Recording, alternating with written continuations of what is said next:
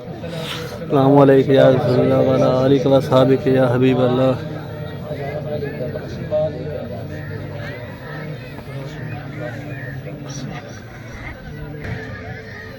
سنت جمیع رسالہ صلی علیہ وآلہ وآصحابہ.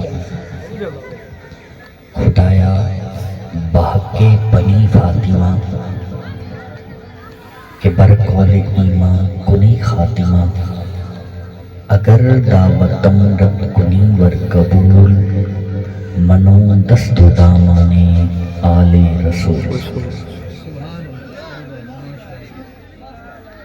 وہ دیکھنے والوں سے جدا دیکھ رہا ہے، خالق تو محمد کی ادا دیکھ رہا ہے. سبحان اللہ. سرکار کی نظریں ہیں، ہم گناہگاروں پہ ناصر، محبوب کے چہرے کو خدا دیکھ رہا ہے. سبحان اللہ. سبحان اللہ. نہایت واجب الاحترام معزز و محتشم مشائخ اعظام، حفاظ کرام، بالخصوص میرے محسن استاد مکرم استاذ الحفاظ استاد امن بخش صاحب، میرے برادر مکرم حافظ صاحب، اور جتنے بھی احباب تشریف فرما ہیں سب کو میری طرف سے محترمانہ سلام. السلام علیکم ورحمۃ اللہ وبرکاتہ. وعلیکم السلام ورحمۃ اللہ وبرکاتہ. قبل اس سے کہ میں انتہائی مختصر وقت کے اندر اپنی گفتگو آپ لوگوں کی خوبصورت سماعتوں کے حوالے کروں، خلاق دو عالم کی بارگاہ میں دعا ہے کہ آج ہم جس مرحومہ کی اصالہ ثواب کی محفل میں اکٹھے ہوئے، رب کائنات بھائی عمران صاحب کی والدہ مرحومہ مغفورہ کو کروٹ کروٹ جنت الفردوس میں اعلیٰ ورفع مقام عطا فرمائے. آمین. اس میں کوئی شک نہیں ہے کہ موسم اپنے پورے جوبن میں ہے، لیکن یہ بات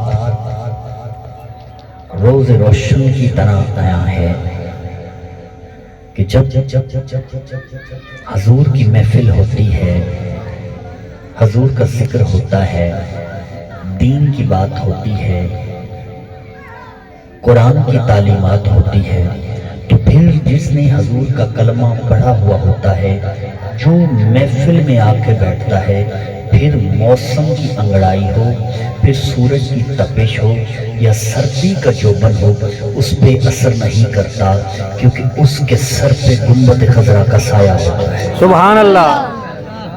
اس کے سر پہ گنبد خضرا کا سایہ ہوتا ہے. یاد رکھیں، میں اپنی گفتگو کو بڑے توجہ کا طالب ہوں گا، آپ کی توجہ چاہوں گا. یاد رکھیے گا، آج ہم ایک مرحومہ کی اصالہ ثواب کی محفل میں آئے بیٹھے ہیں.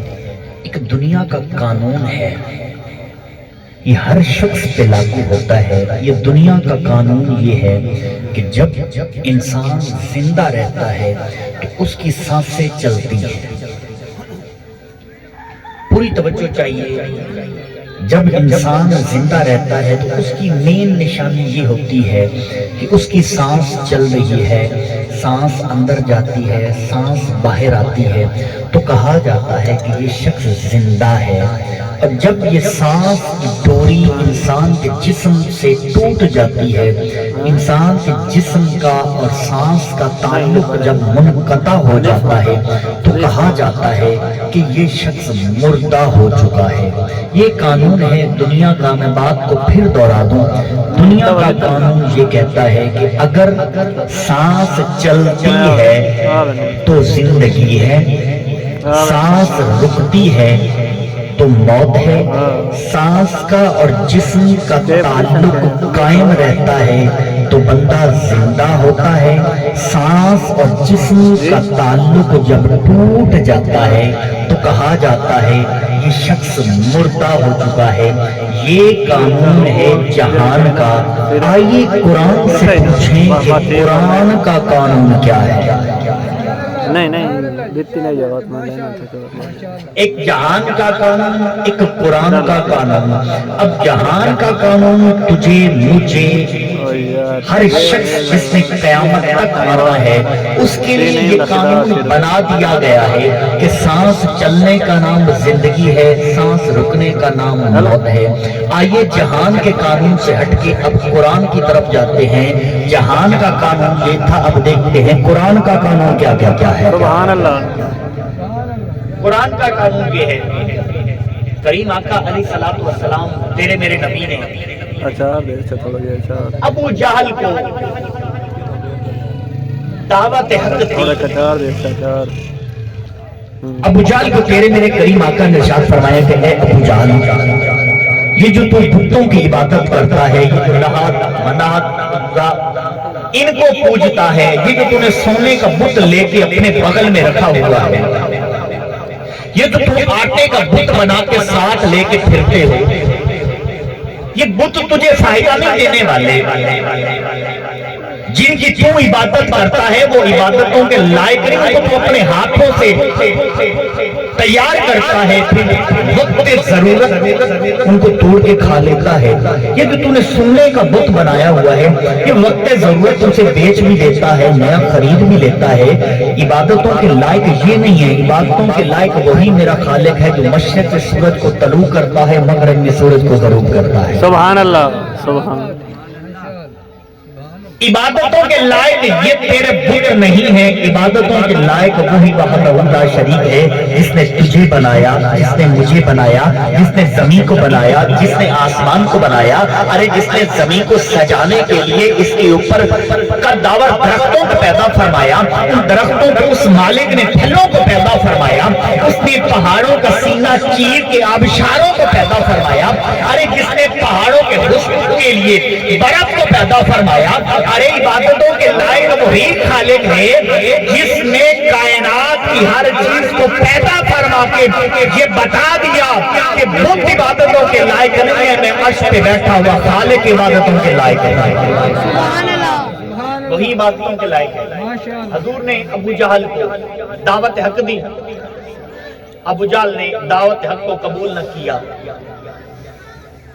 تیرے میرے کریم آقا نے دوبارہ ابو جہل کو دعوت حق دی. ابو جہل نے دعوت حق کو قبول نہ کیا. تیسری مرتبہ کریم آقا علیہ الصلوۃ والسلام نے ابو جہل کو دعوت حق دی. ابو جہل نے دعوت کو قبول نہ کیا. کریم آقا علیہ الصلوۃ والسلام ابھی چوتھی مرتبہ ابو جہل کو دعوت حق دینا چاہتے تھے کہ خالق کائنات کی غیرت کو گوارا نہ ہوا. رب نے ارشاد فرما دیا کہ محبوب اب ابو جہل کو دعوت حق نہ دینا. یا اللہ, ابو جہل کو دعوت حق کیوں نہ دوں؟ تو رب نے فرما دیا انک لعلی تسمی الموت, کہ محبوب یہ مر چکا ہے, یہ مردہ ہو چکا ہے.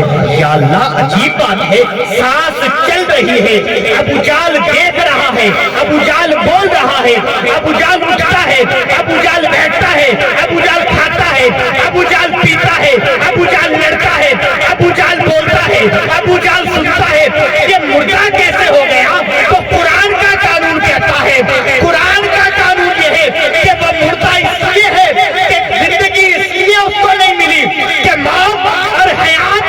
قرآن یہ کہتا ہے کہ مصطفیٰ سے وفاداری کا نام زندگی ہے, مصطفیٰ سے غداری کا نام اللہ نے موت بنا دیا. اللہ. سبحان اللہ. سبحان اللہ. سبحان اللہ. قرآن کا قانون سمجھ نہیں آئی ہوگی. آپ کہیں گے یہ کیسی بات ہے؟ ادھر سانسیں رک گئی تو موت, ادھر سانسیں چل رہی ہے تو رب فرما رہا ہے کہ مردہ ہے. ادھر سانسیں رکتی ہے تو اللہ فرماتا ہے مر چکا ہے دنیا میں. لیکن ادھر فرماتا ہے کہ جو میرے راستے میں آ کے لڑتے ہیں انہیں مردہ نہ کہو, میں نے انہیں زندگی عطا فرما دی. سبحان اللہ. اب ہمارا نوجوان بارڈر پہ لڑتا لڑتا شہید ہو جاتا ہے, اس کی جدائی کا غم اپنی جگہ پہ, لیکن اس کے والدین کو, اس کے بھائیوں کو لوگ بخلگیر ہو کے مبارک دے رہے ہوتے ہیں کہ آپ لوگ کتنے خوش قسمت ہیں کہ اللہ نے آپ کے خاندان کے اندر ایک شہید کا درجہ عطا فرمایا. سبحان اللہ. ایک بندے کو شہید کا درجہ عطا فرمایا ہے. اب قرآن سانس رکنے کے نام کو زندگی کہتا ہے. قرآن سانس چلنے کے نام کو موت کہہ رہا ہے. یہ موت اور حیات کا سلسلہ کیا ہے تو بتانا چاہتا ہوں. قرآن کہتا ہے کہ مصطفیٰ کے ساتھ غداری کا نام موت ہے, مصطفیٰ کے ساتھ وفاداری کا نام زندگی ہے. تم دنیا میں حضور کے ساتھ کرو گے وفاداری تو تمہیں ملے گی زندگی. تو پھر بلے شاہ نے کہا تھا نا کہ بھولیا اسی مرنا نہیں گھور پیا کوئی ہو. تو یہ فلسفہ یہ ہے کہ دنیا میں رہ کے تم کریم آقا علیہ الصلوۃ والسلام کے ساتھ وفاداری کرو گے. اب حضور کے ساتھ دنیا میں وفاداری کیا ہے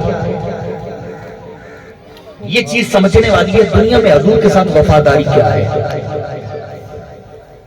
وہ حضور کی خاتمہ تھی نا, میں نے ایک دو مرتبہ پہلے بھی عرض کی تھی. حضور کی خاتمہ تھی. ابو جہل حضور کی صحابیہ تھی. اس سے پہلے اسلام قبول کرنے سے پہلے وہ ابو جہل کی لونڈی تھی. ابو جہل کی وہ کرتا دھرتا تھی, گھر میں کام کرتی تھی کہ اسے حضور علیہ الصلوۃ والسلام کی جھلک پڑی تو دل کی دنیا بدلی, حضور کی عاشق بن گئی, حضور کی غلام بن گئی. ابو جہل بھیجے سودا لینے کے لیے. تو حضرات گرامی جب ابو جہل سودا لینے کے لیے بھیجے ٹائم کافی لگا. جب ابو جہل کو ہوا شک تو کہنے لگا کہ میں پتا کروں وہ جاتی کہاں ہے. اب وہ گھر سے نکلی ابو جہل پیچھے پیچھے تو دیکھتی ہے جہاں پہ حضور بیٹھے ہوتے ہیں. حضور علیہ الصلوۃ والسلام کے چہرے انور کی زیارت کرتی ہے. زیارت کر کے اب سودا لے کے واپس آ رہی تھی. زبان پہ کلمہ تھا, سامنے ابو جہل آ گیا. ابو جہل کہتا ہے کہ یہ کلمہ کس کا پڑھ رہی ہو. اس نے کہا کہ میں کلمہ اس کا پڑھ رہی ہوں جسے دیکھنے سے رب یاد آ جاتا ہے. سبحان اللہ.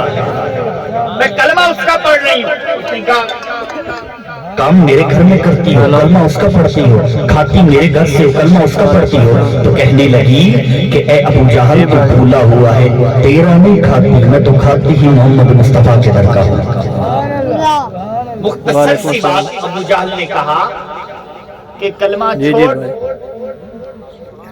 تجھے پیسے دوں گا, تجھے آزاد کر دوں گا, تجھے مال و دولت دے دوں گا, کلمہ چھوڑ, کلمہ چھوڑ, کلمہ چھوڑ. تو حضرات گرامی میں اپنی بات کو بالکل مختصر کرنے لگا ہوں. حضرات گرامی میرے برادر مکرم حافظ محمد لا کے آئے, آپ خوبصورت خطاب فرمائیں گے. اب توجہ کیجئے گا اس بات پہ, زبان بلند آواز سے کہتے سبحان اللہ. ابو جہل کہتا ہے کلمہ چھوڑ چھوڑ چھوڑ چھوڑ. حضور کی خادمہ کہتی ہے کہ ابو جہل چھوڑ سکتی ہوں, تیری دنیا کو چھوڑ سکتی ہوں, تیرے مال و دولت کو جوتے کی نوک پہ رکھ سکتی ہوں, لیکن مجھ سے آقا کا کلمہ نہیں چھوڑتا.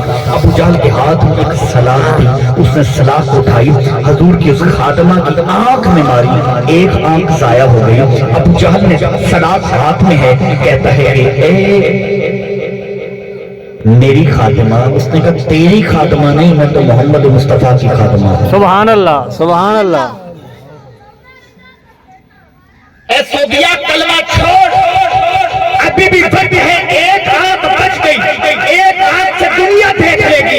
ابھی بھی وقت ہے, تجھے پیسے دوں گا, تجھے مال و دولت دوں گا, تجھے محلات دوں گا, تجھے آزاد کر دوں گا. تو حضور کی خاتمہ حضرت صوفیہ کہتی ہیں یہ تیری دولت, تیرے مل, تیرے محل, تیری ماڑیاں, تیری رقم جوتی کی نوک پہ رکھتی ہوں, آقا کا کلمہ نہیں چھوڑ سکتی. سبحان اللہ, سبحان اللہ. ابو جہل نے وہ سلاخ لی, دوسری آنکھ میں ماری, اب آنکھیں ہوگی دونوں ضائع. تو حضرت صوفیہ چیخ و پکار کے ساتھ رونا شروع کر دیا, دھاڑے مار کے روتی ہیں. ابو جہل ہنس رہا تھا, ابو جہل ہنس رہا تھا. کہتی ہے صوفیہ اب رونے کا کیا فائدہ, آنکھیں تو وہی تھی جو ضائع ہو گئی. تو حضرت صوفیہ نے بہت خوبصورت جواب دیا. آپ نے فرمایا ابو جہل آنکھوں کے لیے نہیں رو رہی. سبحان اللہ, سبحان اللہ. آنکھوں کے لیے نہیں رو رہی. ابو جہل نے کہا وہ آنکھیں ضائع ہو چکی, جن آنکھوں سے تو محمد مصطفیٰ کو دیکھتی تھی. ابو جہل تو بھولا ہوا ہے, مصطفیٰ کو دیکھنے کے لیے ان آنکھوں کی ضرورت نہیں ہوتی, مصطفیٰ کو دیکھنے کے لیے دل کی آنکھ کی ضرورت ہوتی ہے. سبحان اللہ. ان آنکھوں سے اگر مصطفیٰ کو دیکھا جاتا، پہچانا جاتا، جانا جاتا، تو تیرے پاس بھی دو آنکھیں تھی، تو بھی جان لیتا، تو بھی پہچان لیتا۔ حضور کو دیکھنے کے لیے دل کی آنکھوں کی ضرورت ہوتی ہے۔ تو ابو جہل کہنے لگا پھر صوفیہ روتی کیوں ہو؟ تو آپ نے بہت ہی خوبصورت جواب دیا۔ آپ نے فرمایا روتی اس لیے ہوں کہ اللہ نے فقط دو آنکھیں دی تھی، اللہ مجھے 1000 آنکھیں دیتا، میں مصطفیٰ پہ وار کرتی۔ سبحان اللہ، سبحان اللہ، سبحان اللہ اللہ۔ مجھے 1000 آنکھیں دیتا، میں مصطفیٰ پہ وار دیتی۔ اور آج جن لوگوں نے حضور کے لیے اپنا سب کچھ قربان کر دیا ہے، آج ان کی قبروں پہ دیے روشن ہے۔ آج رہتی دنیا تک ان کا نام لیا جاتا ہے، پھر یہ نہیں دیکھا جاتا اس نے دین کا علم پڑھا تھا کہ نہیں پڑھا تھا، پھر نہیں دیکھا جاتا کہ اس نے مکمل داڑھی رکھی ہوئی تھی نہیں رکھی ہوئی تھی، پھر یہ دیکھا جاتا ہے کہ ڈینمارک میں تعلیم حاصل کرنے والا نوجوان جب ناموں سے رسالت پہ بات آتی ہے وہ اپنی جوانی کو نہیں دیکھتا، اپنے مستقبل کو نہیں دیکھتا، اپنے گھر والوں کو نہیں دیکھتا، فقط وہ یہ دیکھتا ہے کہ یہ مصطفیٰ کا کردار ہے، یہ مصطفیٰ کا گستاخ ہے۔ پھر گستاخ کا سر قلم کر کے ترقی دنیا تک بتا دیتا ہے جو مصطفیٰ پہ قربان ہو جاتا ہے، جو مصطفیٰ پہ قربان ہو جاتا ہے رب اس کو درجات عطا فرما دیتا ہے۔ سبحان اللہ، رب اس کا درجات عطا فرما دیتا ہے۔ پھر حضرات گرامی جب باری آ جاتی ہے ناموس سے رسالت پہ، پھر غازی علم دین شہید نے یہ نہیں دیکھا تھا کہ میں تو ایک غریب سی فیملی کا بندہ ہوں، میرے گھر میں کچھ کھانے کو ہے، میرے گھر میں کچھ پینے کو ہے، میرے گھر کا گزر بسر پتہ نہیں کیسے ہوگا، میں تو ایک درخان ایک مستری کا بیٹا تھا، وہ نہیں دیکھا اس نے۔ لیکن جب اس نے رام پال کو قتل کیا، آواز سے یہ جہنم کیا، تو حضرات گرامی رہتی دنیا تک غازی علم دین شہید بتا گیا جو مصطفیٰ کے قدموں میں گر کے قربان ہو جاتا ہے پھر قیامت تک اللہ اس کی قبروں پہ دیے روشن فرما دیتا ہے۔ سبحان اللہ۔ کئی مثالیں غازی علم دین شہید کے بعد ملک ممتاز حسین کو لے لو، جنہوں نے مصطفیٰ کے در پہ اپنے آپ کو قربان کر دیا، رہتی دنیا تک ان کا نام رہے گا۔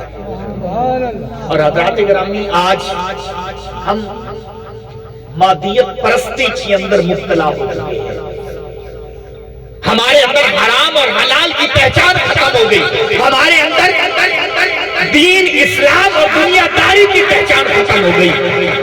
میرے بھائی ہاتھ باندھ کے عرض کر رہا ہوں یہ دنیا ہے چند سانسوں کا نام، یہ دنیا مال کا نام نہیں ہے، یہ دنیا دولت کا نام نہیں ہے، دنیا چند سانسوں کا نام ہے، جو آئی جو چلی گئی، یہ دنیا یہیں پہ رہ جانی ہے۔ جب قبر میں جانا ہے تو قبر میں ایک سوال ضرور ہوگا، جب چہرے مصطفیٰ دکھایا جائے گا پھر سوال فرشتے تجھ سے کریں گے۔ پہلا سوال من ربوں کا، تمہارا رب کون ہے؟ دوسرا سوال ما دینوں کا، تمہارا دین کیا ہے؟ اب تیسرا سوال اصول کے مطابق، میتھڈ کے مطابق، علامہ صاحب میتھڈ کے مطابق یہ ہونا چاہیے تھا من نبیوں کا، تمہارا نبی کون ہے؟ لیکن نہیں، حضور کا چہرہ سامنے دکھا کے کہا جائے گا اے شخص بتانا دنیا میں اس ہستی کے بارے میں کیا کہتا تھا، کیا کہتا تھا؟ تو جو مصطفیٰ کا نوکر ہوگا، مصطفیٰ کا غلام ہوگا، جو دنیا میں مصطفیٰ علیہ السلام کے نغمے گائے گا، مصطفیٰ علیہ السلام کی نعتیں پڑھے گا، پھر حضرات گرامی جب دنیا میں حضور کی نعتیں پڑھے گا، قبر میں جب حضور کا چہرہ انور سامنے لایا جائے گا تو مجھے امید ہے حضور فرمائیں گے کہ یہ میرا وہ غلام ہے جو دنیا میں میرے نام کے چرچے کیا کرتا، سبحان اللہ، سبحان اللہ، دنیا میں میرے نام کے چرچے کیا کرتا تھا۔ تو حضرات گرامی حضور کے چرچے کرنے کے لیے ضروری نہیں کہ تمہیں عالم ہونا چاہیے، تمہیں فاضل ہونا چاہیے، تمہیں ممبروں پہ بات کرنی چاہیے، ممبر پہ بات کرنے کا انداز ہو کہ نہ ہو، بلکہ حضور علیہ السلام کا چرچا کرنے کے لیے تمہاری زبان کا پاک ہونا چاہیے۔ جہاں پہ بیٹھو، بچوں میں بیٹھو حضور کا ذکر کرو، ارے فیملی میں بیٹھو حضور کا ذکر کرو، دوستوں میں بیٹھو حضور کا ذکر کرو۔ جتنا دنیا میں تم حضور کا ذکر بلند آواز میں کرو گے اللہ تمہارے درجات کو بلندی عطا فرمائے گا. دعا ہے خالق کائنات کی بارگاہ میں، مالک کائنات کی بارگاہ میں کہ رب کائنات اس مرحومہ کی اثار ثواب کے لیے آج کی یہ خوبصورت محفل سجی، اللہ تعالیٰ مرحومہ کو کروٹ کروٹ جنت الفردوس میں اعلیٰ ورفع مقام عطا فرمائے. اور میرے لیے خصوصی دعا فرمائیے گا کہ رب کائنات مجھے جب بھی موت عطا فرمائے منبر رسول ہو اور زبان پہ ذکر محمد و آل محمد و ما علینا. بہت خوبصورت انداز